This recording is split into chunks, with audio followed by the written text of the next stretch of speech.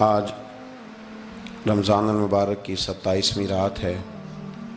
امام اعظم ابو حنیفہ رحمۃ اللہ علیہ سمیت بہت سارے بزرگ یہ فرماتے ہیں کہ یہی لیلۃ القدر کی رات ہوتی ہے۔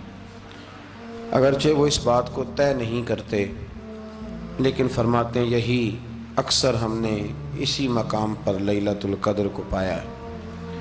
نبی رحمت علیہ الصلوۃ والسلام نے صحابہ کرام علیہم رضوان کے سامنے گزشتہ امتوں کے احوال ذکر فرمائے کہ ایک 1000 سال ان کی عمریں ہوتی تھی، 1500 سال تک وہ زندہ رہتے تھے۔ تو صحابہ کے دلوں میں تجسس پیدا ہوا کہ اگر عمر 1000 سال ہوگی تو نماز بھی تو 1000 سال ہی پڑھیں گے نا، اگر عمر 1500 سال ہوگی تو روزے، عبادتیں، یہ سارے کام بھی تو بڑے زیادہ کرتے ہوں گے۔ تو یہ شوق جب پیدا ہوا تو اللہ کریم نے فرمایا کہ محبوب میں ایک رات دیتا ہوں، لیلۃ القدر خیر من الف شہر، جو رات ایک ہوگی پر 1000 مہینے سے بہتر ہوگی، 1000 مہینے سے۔ یہ رات اگر کسی کو میسر آ جاتی ہے اور پھر وہ صدق دل کے ساتھ، یعنی توجہ کے ساتھ، انہماک کے ساتھ، احتساب کی نیت سے، گناہوں کی معافی کی نیت سے اگر وہ اس رات کا قیام کرتا ہے، عبادت کرتا ہے، ذکر کرتا ہے، دعا کرتا ہے، تو محبوب کریم علیہ السلام نے وعدہ فرمایا ہے کہ اللہ اس کے پچھلے سارے گناہوں کو معاف فرما دے گا۔ دین، شریعت، قرآن، اسلام یہ بحث کرنے نہیں آیا دنیا میں۔ علماء جو بحث کرتے ہیں وہ توضیحات کے لیے، تشریحات کے لیے، تفاسیر کے لیے، وہ ان کا مقام ہے، لیکن ہم جو عوام بحث کرتے ہیں تو سمجھ لیں کہ دین بحث کرنے کے لیے نہیں آیا، دین تو عمل کرنے کے لیے آیا، اس پر عمل کیا جائے گا، عمل کی کوشش کی جائے گی۔ اور قرآن مجید نے کہا من عمل صالحا من ذکر او انثی، جو کوئی بھی اچھے عمل کرے چاہے وہ مرد ہو یا عورت ہو، وَهُوَ مُؤْمِنٌ، شرط یہ ہے کہ وہ مومن ہو، فَلَنُحْيِيَنَّهُ حَيَاةً طَيِّبَةً، فرمایا ضرور ہم اسے پاکیزہ زندگی عطا فرما دیں گے۔ جو عمل والے لوگ ہوتے ہیں انہیں اللہ کون سی زندگی دیتا ہے؟ حیات طیبہ، پاکیزہ زندگی۔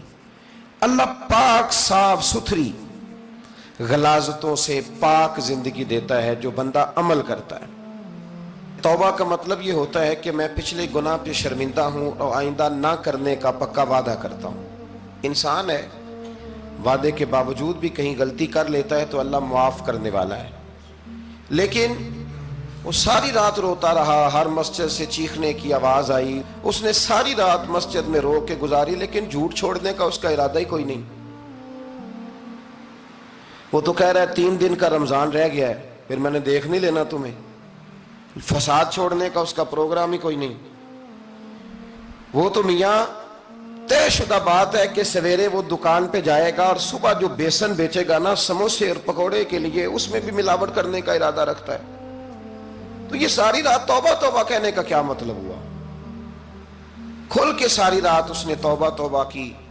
حضرت عمر فاروق رضی اللہ تعالیٰ عنہ کے بارے میں امام ابن جوزی نے لکھا ہے کہ رات کو نا گھر کے اندر بیٹھے بیٹھے اچانک رو پڑے حضرت عمر، 62 سال عمر ہے، خلافت کے آخری ایام چل رہے ہیں، تو رو پڑے ایسے ہی گھر میں بلا وجہ ہی۔ آپ کی اہلیہ نے، زوجہ نے بیٹے کو اٹھایا، فرمایا پتہ کرو تمہارے باپ کو کیا مسئلہ ہے، کہیں کوئی تکلیف تو نہیں، درد تو نہیں، صاحبزادے آئے؟ ابا جی کیا بات ہے؟ فرمایا اماں کو بلاؤ۔ سب لوگ جمع ہو گئے تو جناب عمر فاروق رضی اللہ تعالیٰ عنہ فرمانے لگے کہ بیٹھو میرے ارد گرد۔ سب بیٹھ گئے تو فرمانے لگے آج جب میں مسجد سے نکلا تھا تو میرے نبی پاک کے سچے صحابہ، سچے رسول کے سچے صحابہ، حضور کے سچے غلام یہ کہہ رہے تھے کہ عمر بڑا ہی اچھا ہے، عدل والا ہے، انصاف والا ہے۔ تو ابا جی اس میں رونے والی کیا بات ہے؟ تو فرمانے لگے ڈر یہ لگتا ہے کہ باہر تو میں اچھا تھا، کہیں گھر میں تو نہیں کوتاہیاں کرتا رہا۔ میری بات پہ توجہ کرنا، کہیں گھر میں آپ باتیں سن لیں تو شاید جتنی میں کرتا ہوں دوسرا کار ہی کوئی نہ سکے، لیکن جب عمل کے راستے پہ ہم نکلتے ہیں تو وہ مسدود ہے، وہ بند ہے۔ عمل کس نے کرنا ہے؟ آپ کوئی آیت پڑھیں تو یہاں غلطی نکالنے والے 20 لوگ مل جائیں گے، 20 لوگ، لیکن اس آیت پہ عمل کرنے والے کتنے ملیں گے؟ تو حضرت عمر فاروق رو رہے تھے، کہنے لگے کہیں تمہارے حقوق تو نہیں پامال کرتا رہا؟ تو آپ کی اہلیہ نے جب سنا تو وہ کہنے لگی عمر مجھے تو بڑا پرانا شکوہ ہے، آپ کا جاہ و جلال اتنا تھا میں بات نہیں کر سکی۔ عمر تم نے سارا دن مسجد میں گزار دیا اور ساری رات نقاب اوڑھ کے مدینے کی گلیوں میں گزار دی، میں تو زندگی کی کوئی خوشی دیکھ ہی نہیں سکی۔ چاہ تو میرے اندر بھی تھے نا کہ میرا شوہر کچھ گھڑیاں بیٹھتا، کہیں مجھے لے کے جاتا، تو میں تو کچھ نہیں دیکھا، مجھے بڑا شکوہ ہے۔ تو حضرت عمر کہنے لگے چل اللہ کی رضا کے لیے معاف کر دے۔ بھئی معافی بیوی سے نہیں مانگی جا رہی، معافی اپنی غلطی کی مانگی جا رہی، یہ سمجھ لیں۔ بیوی کے لیے تو خاوند کا بہت بڑا مقام ہے نا، لیکن یہاں غلطی کس بات کی ہے؟ اپنی کمزوری پر غلطی کا اعتراف کر کے معذرت کا سوال کیا جا رہا ہے۔ تو حضرت عمر کہنے لگے معاف کر دے، تو اہلیہ کہنے لگی میں نہیں معاف کرتی، میری شرط پوری کریں۔ فرمایا وہ کیا؟ فرمانے لگی قیامت میں جب اللہ آپ کے لیے جنت کا حکم دے گا تو آپ میری سفارش کریں گے اللہ کی بارگاہ میں؟ سفارش کریں گے کہ یا اللہ مجھے کپڑے دھو کے دیتی تھی، میری عزت کی حفاظت کرتی تھی، میرے بستر کو پاک رکھتی تھی، کہیں گے؟ تو حضرت عمر فرمانے لگے تیرے ساتھ وعدہ رہا، رب نے اگر عمر کو اپنے فضل، اپنے کرم اور اپنے محبوب کے صدقے جنت دی تو عمر تیرے بغیر جنت میں نہیں جائے گا۔ عمل کا رستہ، عمل کا رستہ دیکھیں نا، 2 دفعہ استاد بات کرتا ہے، 2 دفعہ، اور کوئی زیادہ، ایک تو ہے نا کہ ایم اے اور جناب ایم ایڈ اور ایم فل اور پھر پی ایچ ڈی قسم کا استاد، ایک وہ جو matric P T C teacher ہے نا، وہ 2 دفعہ اسٹوڈنٹ کو کام کہے تو تیسری دفعہ وہ ناراض ہو جاتا ہے، کہتا ہے میں 2 دفعہ کہا ہے۔ بچے کو آپ 2 دفعہ کہتے ہیں اور اگر تیسری دفعہ کہنا پڑے تو غصہ آتا ہے نہیں آتا؟ بھئی تو نے اتنی دفعہ کہا ہے، تو سمجھ نہیں رہا بات کو۔ اور اگر اللہ کریم قرآن مجید میں سینکڑوں دفعہ کہے نماز پڑھو، سینکڑوں دفعہ، اور یہ بہانے کر رہا ہے، یہ بھی پروگرام بنا رہا ہے، پھر کہتا ہے میں بے چین رہتا ہوں، میں بے قرار رہتا ہوں۔ عمل کا رستہ اس کو اختیار کریں، آپ سکون میں رہیں گے۔ بد عمل آدمی اور بے عمل آدمی یہ ہمیشہ پریشان رہتے ہیں، ہمیشہ۔ عمل کریں، توبہ کریں تو پھر بدل جائیں، پھر تبدیلی آئے، اور یہ کوئی مشکل کام نہیں، جو بدلنے والے تھے وہ بدل گئے، بڑا کچھ کرتے تھے پر پھر وہ لوگ بدل گئے۔ حضرت فضالہ رضی اللہ تعالیٰ عنہ کہتے ہیں کہ میں بڑا دلدادہ تھا عورتوں کا، اور میرا ماحول یہ تھا کہ میں قتل بھی کر لیتا تھا، معاذ اللہ چوری بھی کر لیتا تھا، اور رات میری طبیعت تھی معاذ اللہ نئی سے نئی عورت کے پاس جانا۔ کہتے ہیں ابو جہل نے اعلان کیا کہ جو نبی پاک علیہ السلام کا سر اقدس معاذ اللہ کاٹ کے لائے گا، نقل کفر کفر نہ باشد، 100 سرخ اونٹ انعام ملے گا۔ تو میں نے ارادہ کر لیا کہ میں بہت سارا انعام حاصل کروں گا۔ قرآن مجید میں نا اللہ فرماتا ہے کہ بہت سارے لوگ ایسے ہیں جنہیں اگر میں رزق میں کشادگی دے دوں، زیادہ پیسے دے دوں، فرمایا باغی ہو جائیں، وہ سرکش ہو جائیں۔ یہ بہت سارے لوگوں کو جو اللہ تبارک و تعالیٰ اعتدال میں رکھتا ہے تو یہ ان کے لیے بہتر ہے۔ ہر بندہ دولت کے ہوتے ہوئے نیک ہو سکتا، تو یہ اللہ اگر رکھتا ہے نا اعتدال میں تو شکر کرے اللہ کا، ورنہ تو لوگ عیاشیاں کریں، پتہ نہیں کیا کچھ کر گزرے۔ تو حضرت فضالہ کہتے ہیں کہ میں نے خنجر تیار کیا اور میں نے بغل میں اس کو چھپایا، اوپر میں نے چادر اوڑھ لی۔ اب مجھے پتا تھا ظہر کی نماز کے بعد نبی پاک صلی اللہ علیہ وسلم طواف کعبہ کے لیے، بیت اللہ شریف کے طواف کے لیے جاتے ہیں۔ کہتے ہیں میں بھی اس طرف بڑھا، رستے میں نا وہ خاتون جس کے گھر میں نے رات آنا تھا، میں نے دروازے پہ دستک دی، میں نے کہا کہ تیار رہنا، تیار رہنا، آج میں بڑے پیسے لے کے آؤں گا۔ اسے میں نے یہ کہا اور پھر میں چلا گیا بیت اللہ شریف کا طواف کرنے۔ کہتے ہیں اللہ کے محبوب بھی طواف کر رہے تھے تو میں نے بھی طواف شروع کر دیا۔ ارادہ یہ تھا کہ جہاں نبی پاک علیہ السلام میرے قریب سے گزریں گے تو موقع پا کر میں حضور کے جسم اقدس پر خنجر کھونپ دوں گا اور معاذ اللہ شہید کر دوں گا۔ کہتے ہیں حضور ایک دفعہ بھی میرے پاس سے گزرے تو میں ہمت نہ کر سکا، دوسری دفعہ بھی پاس سے گزرے تو میں ہمت نہ کر سکا، تیسری دفعہ بھی گزرے تو میں ہمت، نبی کریم صلی اللہ علیہ وسلم 2-3 دفعہ گزرے تو فرماتے ہیں کہ مجھے موقع نہ ملا، اس لیے کہ حضور فرماتے ہیں اللہ نے روب کے ساتھ میری مدد فرمائی، دشمن پر میرا روب طاری ہو جاتا ہے۔ فرماتے ہیں جب چکر پورے ہو گئے تو محبوب کریم نا چھٹے چکر پہ فرمانے لگے فضالہ چکر ایک رہ گیا ہے، بے خبر ہو جو غلاموں سے وہ آقا کیا ہے، ایک پھیرا رہ گیا ہے۔ کہتے طواف مکمل ہو گیا تو محبوب میرے قریب آئے، فرمایا وہ کام کرتے کیوں نہیں جس کے لیے آئے تھے؟ میں نے عرض کی یا رسول اللہ کون سا کام، کیسا کام؟ اندر تو چور تھا نا، بانج فقیروں کسے نہیں ماریا، اے ہوئی چور اندر دا، اندر چور تھا نا۔ کہتے ہیں حضور نے مجھے کندھے سے پکڑ کے ہلایا، فرمایا کرتے کیوں نہیں؟ جب حضور نے ہلایا تو وہ خنجر بھی پیروں میں گرا اور میں بھی رسول اللہ کے پیروں میں گر گیا۔ میں نے کہا حضور مجھے کلمہ پڑھا دیں۔ کہتے ہیں حضور نے پہلے میرے دل پہ دست مبارک پھیرا، پھر میرے نبی نے مجھے کلمہ پڑھا دیا۔ اب نا مرید ہونے والا کہتا ہے کہ جی آہستہ آہستہ میں ٹھیک ہو جاؤں گا۔ اب وہ آہستہ آہستہ کا کیا ترجمہ ہے یہ بالکل سمجھ نہیں آتی۔ بھئی کسی بندے سے 5 لاکھ روپیہ لینا ہے تو اس سے وہ کہتا ہے جی میں آہستہ آہستہ دوں گا، 500 روپیہ دے دیا کروں گا روز کا، تو کہتے ہیں میری رقم خراب ہوتی ہے، پورے دو۔ اور نیکی کی بات جب آتی ہے تو کہتے ہیں حضرت صاحب دین اتنا سخت نہیں ہے، میں آہستہ آہستہ ٹھیک ہو جاؤں گا۔ اب میں مغربی شاب پڑھنی شروع کر دیا میں نے، اب میں تسبیح لے لی ہے کل میں نے، بھی آہستہ آہستہ میں ٹھیک ہو جاؤں۔ یعنی رقم لینی ہو تو وہ آہستہ آہستہ قبول نہیں ہے، لیکن اور مکان کی رجسٹری اگر کرانی ہو تو مالک مکان کہے گے آہستہ آہستہ کرا لو، کہتے ہیں پیسے پورے دیے، سویرے چل اور بیان دے۔ یہ کیا بات ہوئی؟ یہاں یہ جو ہمارا ماحول تھا نا کر لیں گے ہو جائے گا، یقین کریں لوگ قبروں میں چلے گئے ہیں پر مسجدوں میں نہیں آئے۔ ہر کام سے لوگ ریٹائر ہوئے پر گناہوں سے ریٹائر نہیں ہوئے، آخر تک تباہی اتر گئی لیکن لوگ بدلنے کو تیار نہ ہوئے۔ حضرت فضالہ کہتے ہیں ابھی میں نے کلمہ پڑھا، ابھی میں واپس آیا، رستے میں وہ بی بی کھڑی تھی، کہتے ہیں میں وہ شخص تھا کہ عورتیں مرتی تھی میرے اوپر اور کسی کی جرت تھی کہ وہ آئیں بائیں شائیں کرے، لیکن فرماتے ہیں میں بی بی کے پاس سے گزر گیا۔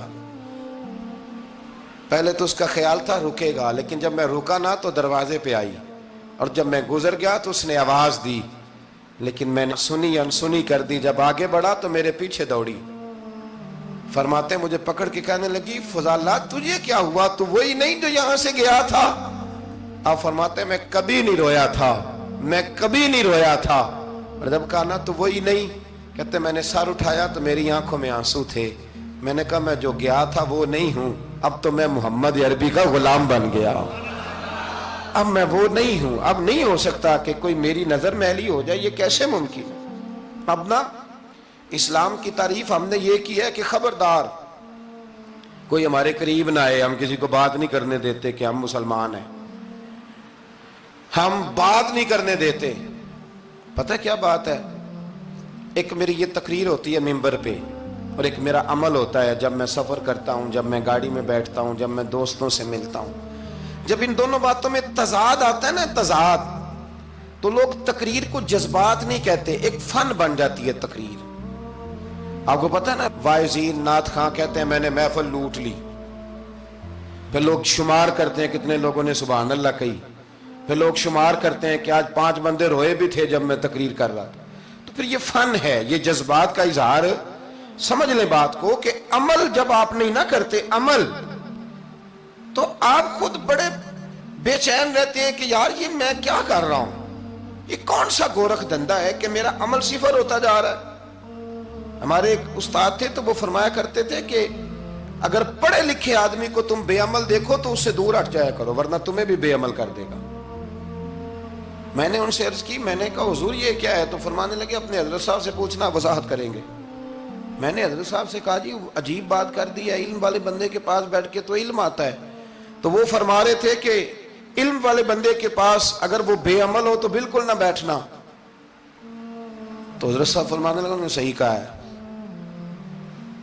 اب بات بہت بڑی ہے، پتہ نہیں آپ کی سمجھ میں آتی ہے نہیں آتی، بہرحال کر دیتا ہوں۔ پڑھا لکھا بندہ اگر بے عمل ہو تو اس کے پاس، تو میں نے کہا حضور کیوں؟ فرمانے لگے اس لیے کہ وہ اپنی بے عملی پر بھی دلائل دے گا، وہ بے عملی پر بھی دلیلیں قائم کرے گا کہ یہ وجہ ہے تو اس لیے میں ایسے کر رہا ہوں۔ تو چونکہ وہ بے عمل ہے اور ہے پڑھا لکھا، نبی کریم صلی اللہ علیہ وسلم کے غلام نہ پل بھر میں بدل جاتے تھے۔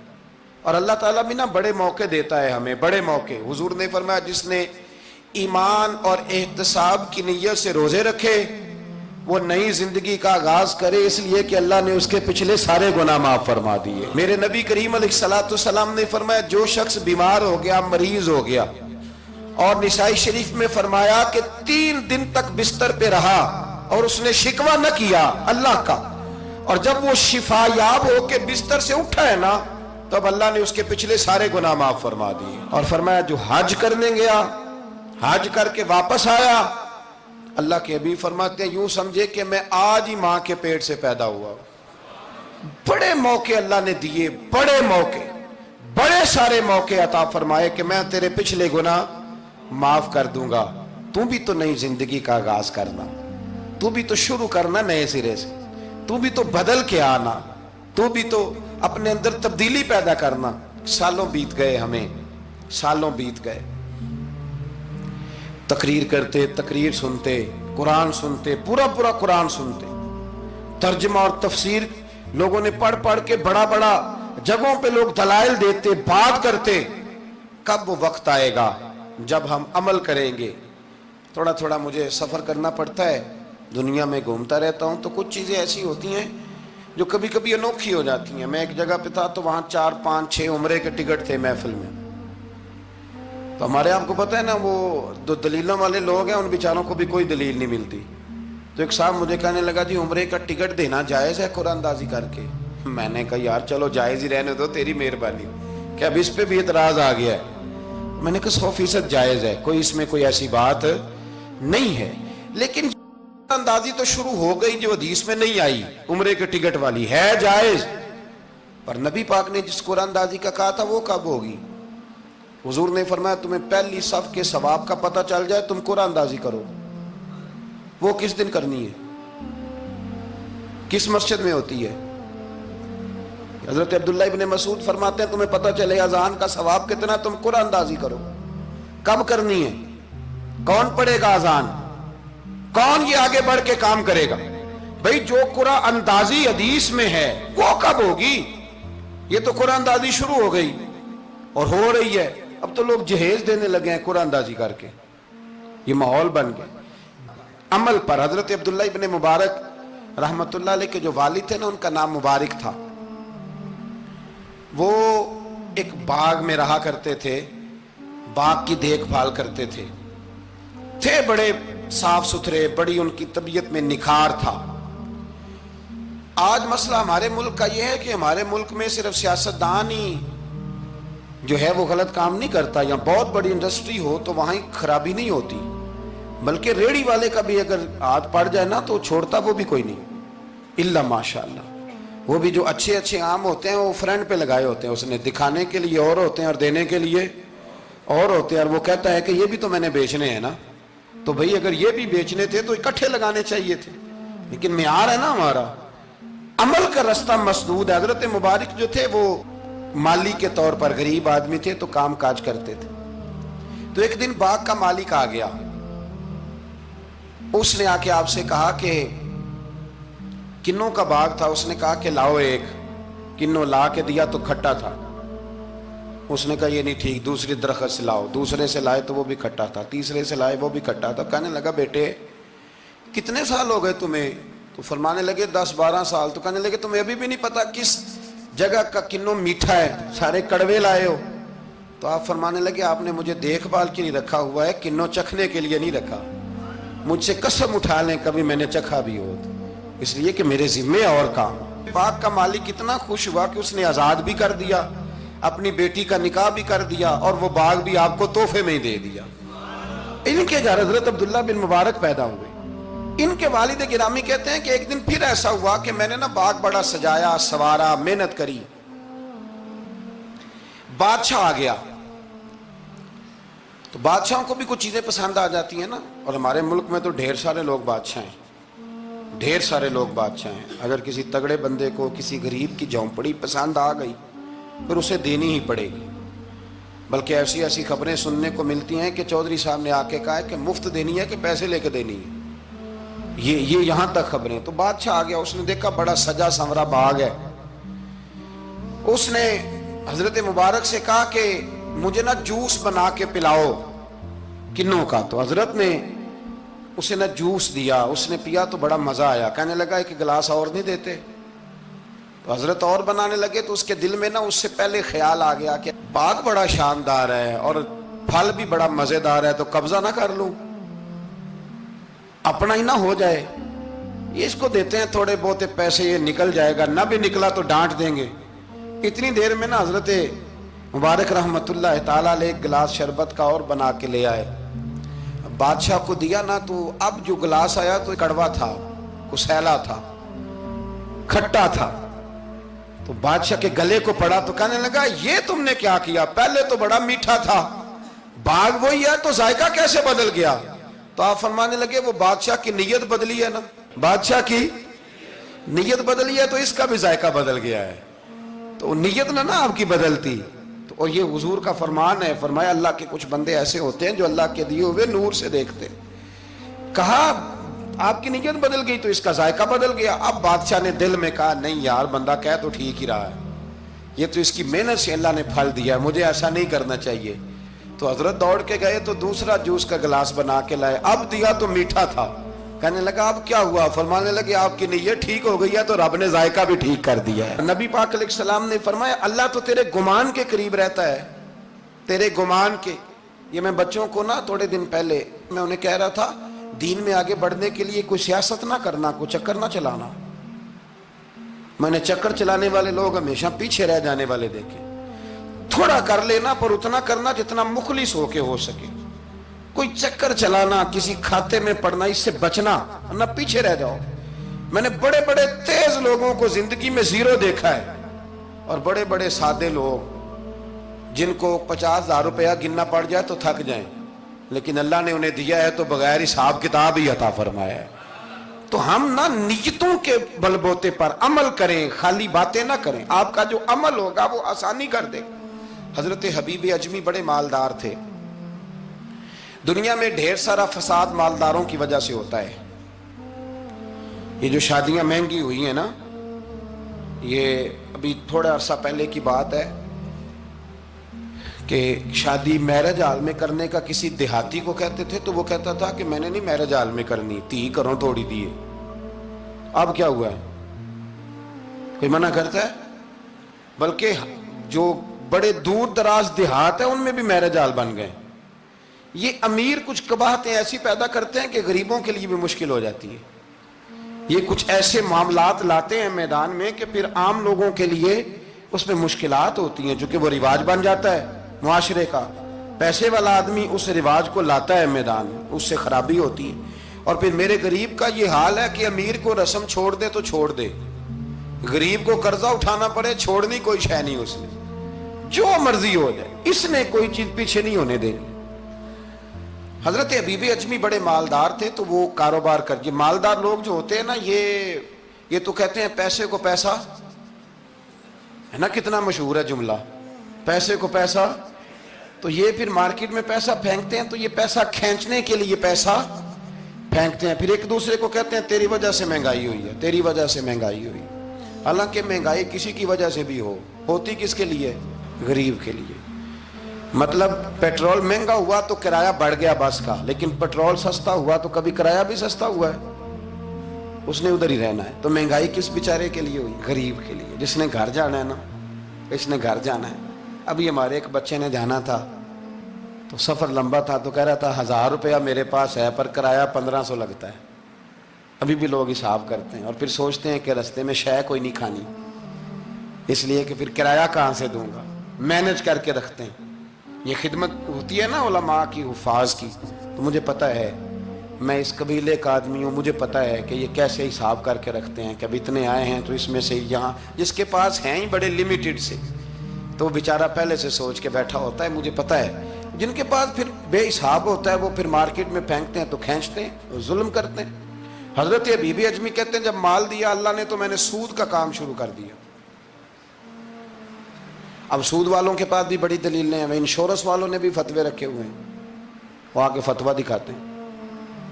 وہ کہتے ہیں جناب فتویٰ. تو میں نے کہا کہ فتویٰ مارکیٹ میں میری طرح کے مولوی ہیں میاں, اب کیسی بات کرتے ہو, فتویٰ تو مل ہی جاتا ہے. لیکن نبی کریم علیہ السلام کا وہ فرمان ذہن میں رکھنا کہ حضور نے فرمایا ایک حلال ہے تو ایک حرام ہے، ایک میں شک ہے۔ اللہ کے نبی فرماتے ہیں تم نے شک والی چیز سے بھی بچنا ہے۔ اس میں مشکوک ہو گیا نا کہ پتہ نہیں، اب دیکھیں نا علماء کا یہاں اختلاف ہے، جو جائز کہتے ہیں قابل احترام ہے، لیکن جو ناجائز کہتے ہیں ان کے بھی تقوی میں کوئی شک، تو شک آ گیا نا اس بات میں، تو حضور نے فرمایا تم شک والی چیز سے بھی بچو۔ حضرت حبیب اجمی کہتے ہیں میں سود کا دھندا کرتا تھا، بڑا سود لاتا تھا، بڑا سود، اور یہ سود جس پہ چڑھ جاتا ہے اس پہ اترتا نہیں۔ پاکستان کا بھی بنیادی مسئلہ یہ ہے کہ سود اتنی بڑی نحوست ہے کہ یہ اللہ رسول سے جنگ ہے، کیونکہ بہت زیادہ سود ہم دیتے ہیں۔ اس لیے میں تو آپ کو پتہ ہے جو کوئی برا کام کرے اس کو برا کہنا چاہیے، حکومتی لیول پر تنقید اس لیے اچھی ہوتی ہے کہ لوگوں تک جب پہنچتی ہے تو فائدہ دیتی ہے، لیکن جو بندہ اچھا کام کرے اس کی اچھائی کو بھی بیان۔ حضرت حبیب اجمی رحمت اللہ تعالیٰ علیہ فرمانے لگے کہ سود کا کاروبار میں نے شروع کر دیا اور بڑا وسیع تھا میرا کام سود کا، میں سود لیتا تھا، سود پہ گزارا ہوتا تھا۔ میری بیوی مجھے سمجھاتی تھی کہ یہ سود ہے، یہ حرام ہے، یہ غلط ہے، سے بچو۔ کہتے ہیں وہ کئی دفعہ مجھے کہتی تو میں ڈانٹ دیتا۔ ایک دن نا میں سود کے پیسے لے کے نا آ رہا گھر، اس کا میں نے گوشت خریدا، بیوی کو دیا کھانا پکانے کے لیے، تو اس نے ہنڈیا چولہے پہ رکھی۔ کہتے اس نے ذرا اس کے اندر چمچہ جو چلایا ہنڈیا میں، تو وہ لایا میں گوشت تھا پر سارے کا سارا خون بن گیا، خون بن گیا سارے کا سارا۔ اللہ اکبر۔ کہتے ہو میری بیوی چیخیں مارنے لگی اور لا کے میرے آگے رکھا، کہنے لگے یہ تیرے سود کے پیسے خون بن گئے، آ تجھے بھی پلاؤں اور تیرے بچوں کو بھی۔ وہ کہتے ہیں نا کچھ لوگ کے گھر کے کونے سے چیخنے کی آواز آتی ہے تو سارے پیر بلائیں یا فرق کوئی نہیں پڑتا۔ تو میں کہتا ہوں پھر غور کر لو، شاید اس کونے میں کسی یتیم کے پیسے لگ گئے ہوں، کسی بیوہ کی آہیں ہوں۔ اگر اس رقم کی کوئی گھر بن جائے نا تو پھر ساری دنیا کے پیر جمع کرو تو چیخنے کی آوازیں بند نہیں ہوا کرتی۔ حضرت حبیب اجمی رحمت اللہ تعالیٰ علیہ فرمانے لگے کہ وہ جب بن گیا نا خون، تو اب میرے اندر نا چوٹ لگی کہ یار اگر دنیا میں اللہ تعالیٰ مجھے نظارے دکھا رہا ہے تو آخرت میں میرا کیا بنے۔ کہتے ہیں میں درد کے ساتھ باہر نکلا، بچے گلی میں کھیل رہے تھے، جب ان کے قریب سے گزرنے لگا نا تو ہم تو کہتے ہیں نا لوگ حسد میں بات کرتے ہیں، لیکن ایسی بات نہیں ہے۔ کچھ شریر لوگ ہوتے ہیں جو حسد میں بات کرتے ہیں، پر دیکھنا چاہیے کہ لوگ ہمارے بارے میں کیا کہتے ہیں۔ انتم شہداء اللہ فی الارض، حضور نے فرمایا تم زمین پر اللہ کے گواہ ہو۔ مومن جو تمہارے بارے میں کہے کان لگا کے سنو، لوگ تمہیں کیا کہتے ہیں، کن لفظوں سے یاد کرتے ہیں، جن لفظوں سے لوگ دنیا میں یاد کرتے ہیں مرنے کے بعد بھی انہی لفظوں سے یاد کریں گے، انہی لفظوں سے۔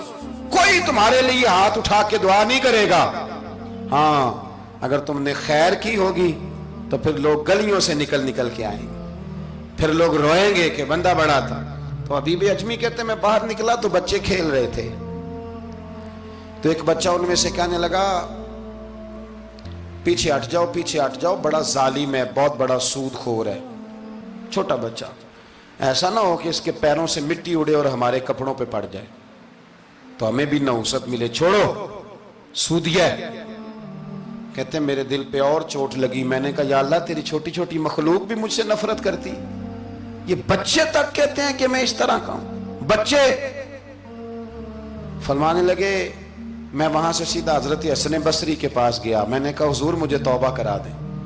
یہ پتہ ہے اللہ والوں کے پاس لوگ کیوں جا کے توبہ کرتے تھے، مرید ہوتے تھے، اس لیے کہ توبہ پہ قائم رہنا بڑا مشکل ہوتا ہے۔ کوئی ایسا بندہ ہونا چاہیے جو ہمیں توبہ پہ قائم رکھے، جو روز ہمیں نصیحت کرے۔ دیکھیں نا ہمارے سینئر ہوتے ہیں ہر فیلڈ میں، اگر کہیں ہم الجھ جاتے ہیں تو اپنے سینئر سے بات کرتے ہیں۔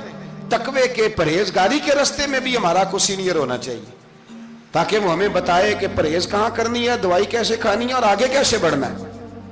فرمانے لگے میں حضرت حسن بصری کے پاس گیا، توبہ کی، معافی مانگی، گڑ گڑایا، بڑا رویا، تو خواجہ حسن بصری نے مجھے توبہ کرائی۔ میں نے پکا ارادہ کیا کہ مر جاؤں گا پر حرام کا پیسہ نہیں کھاؤں گا، مر جاؤں گا حرام کا لقمہ نہیں کھاؤں گا۔